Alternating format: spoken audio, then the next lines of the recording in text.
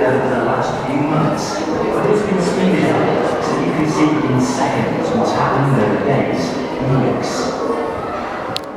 Clouds are rising from the equator, where the sun's energy is strongest. In the mid-latitudes, between the equator and the poles, you can see vast low-pressure systems, sudden storms, spiraling and swirling their ways across the oceans before weakening at the land.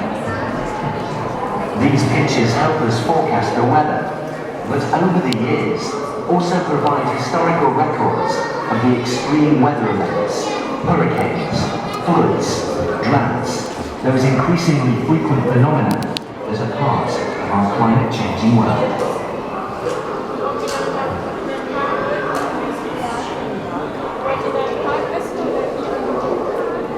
These pictures play out the passing of the seasons. You can see how the world's vegetation extends across land and sea, forming bands of growth that circle the Earth. There are bands of ice in the polar regions, then bands of life, bands of desert follow, and then another band of life at the equator. The satellite instrument that made these measurements responds to chlorophyll levels. During spring and summer, as the plants on land and phytoplankton in the oceans thrive, the green chlorophyll levels increase. Come autumn and winter, the green chlorophyll dies away, and we see growing zones of brown. The timing of the seasons is just one way to observe our climate-changing world.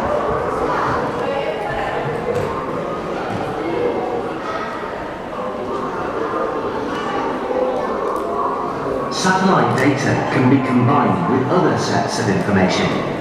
Here, satellite images of the continents have been combined with a computer-derived model of the ocean's currents. Studies like this are vital in gauging the effects of climate change on our planet. If we look carefully at these images, we can see how a strong equatorial current flows across the Pacific, through Indonesia, then on into the Indian Ocean, before moving around the southern tip of Africa. It then eddies and spirals, heading up to the Caribbean, where it creates the loop current. This loop is important in predicting hurricanes, but it's also where the Gulf Stream begins. This moves up the eastern seaboard of the United States, before heading across the North Atlantic to warm the westernmost parts of the North Pole and through Britain. If the changing climate affects the Gulf Stream, it affects temperatures in British Islands.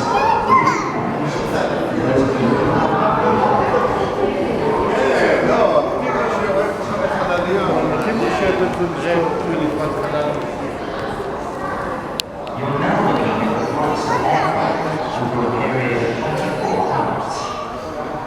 These pictures have been generated from the navigation satellite locations at each aircraft. The main air travel hubs of the continent are clearly visible.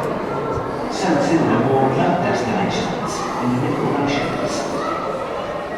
We can see that most travel happens during the day, with flights taking off at night. Aircraft, like cars, lorries, and many ships, burn fossil fuel and so emit greenhouse gases. It's unlikely we'll stop flying. Our society now depends on it, but it is likely we'll develop more efficient forms of aircraft that allow slightly takes on vehicles and shipping to lessen the environmental impacts of our transportation systems for our climate-changing world.